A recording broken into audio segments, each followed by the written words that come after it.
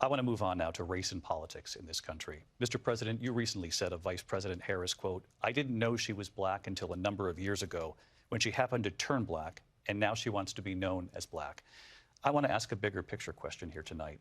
Why do you believe it's appropriate to weigh in on the racial identity of your opponent? I don't, and I don't care. I don't care what she is. I don't care. You make a big deal out of something. I couldn't care less. Whatever she wants to be is okay with me.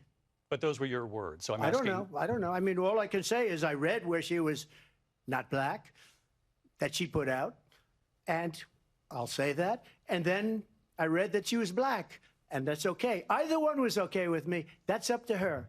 That's up to her. Vice President Harris, your thoughts on this? I think it's, I mean, honestly, I think it's a tragedy that we have someone who wants to be president who has consistently, over the course of his career, attempted to use race to divide the American people. You know, I do believe that the vast majority of us know that we have so much more in common than what separates us, and we don't want this kind of approach that is just constantly trying to divide us, and especially by race. And let's remember how Donald Trump started. He was land, he owned buildings, and he was investigated because he refused to rent property to black families. Let's remember, this is the same individual who took out a full-page ad in the New York Times calling for the execution of 5 young black and Latino boys who were innocent, the Central Park 5. Took out a full-page ad calling for their execution. This is the same individual who spread birther lies about the first black president of the United States. And I think the American people want better than that, want better than this, want someone who understands, as I do, I travel our country. We see in each other a friend. We see in each other a neighbor. We don't want a leader who is constantly trying to have Americans point their fingers at each other. I meet with people all the time who tell me, can we please just have discourse about how we're going to invest in the aspirations and the ambitions and the dreams of the American people? Knowing that regardless of people's color or the language their grandmother speaks, we all have the same dreams and aspirations and want a president who invests in those, not in hate and division. Vice President Harris, thank you. Lindsay? President Trump, this is now your 3rd time. This is the most divisive presidency in the history of our country. There's never been anything like it. They're destroying our country, and they come up with things like what she just said. Going back many, many years, when a lot of people, including Mayor Bloomberg, agreed with me on the Central Park 5, they admitted, they said, they pled guilty. And I said, well, if they pled guilty, they badly hurt a person, killed a person ultimately. And if they pled guilty, then they pled, we're not guilty.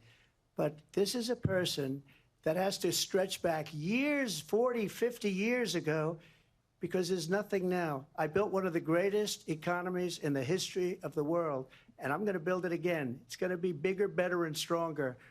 But they're destroying our economy. They have no idea what a good economy is. Their oil policies, every single policy. And remember this, she is Biden. You know, she's trying to get away from Biden. I don't know the gentleman, she says. She is Biden.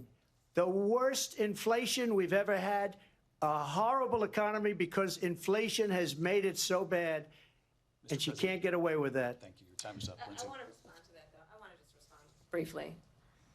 Clearly, I am not Joe Biden, and I am certainly not Donald Trump. And what I do offer is a new generation of leadership for our country, one who believes in what is possible, one who brings a sense of optimism about what we can do instead of always disparaging the American people. I believe in what we can do to strengthen our small businesses, which is why I have a plan. Let's talk about our plans and let's compare the plans. I have a plan to give startup businesses $50,000 tax deduction, to pursue their ambitions, their innovation, their ideas, their hard work. I have a plan, $6,000 for young families for the first year of your child's life to help you in that most critical stage of your child's development. I have a plan that is about allowing people to be able to pursue what has been fleeting in terms of the American dream by offering a help with down payment of $25,000 down payment assistance for first-time home buyers. That's the kind of conversation, I believe, David, that people really want tonight, as opposed to a conversation that is constantly about belittling and name-calling. Let's turn the page Vice President and move Harris, forward. thank you. Let's turn to policy. President Let's Trump, turn back we to have policy. to move on. President Trump. Let's turn to policy, She please. has a plan to defund the police. She has a plan to confiscate everybody's gun. President Trump, she we has do a have to plan move to on to not other allow issues. fracking in Pennsylvania or anywhere else. Okay. Thank you, That's Mr. what her President. plan is until just recently. I just need Lindsey, to go ahead. respond President because Trump, no, the President former Trump. president has said No, I'm something sorry. twice that I need to No, respond to. I'm sorry. We're I going just need to to move on, respond Vice one President time Harris. to what he has President said Trump, this multiple is times. now. Vice President Kamala Harris, for the first time, responded to Donald Trump's comment about her racial identity, calling it a tragedy that the former president uses race to divide the American people.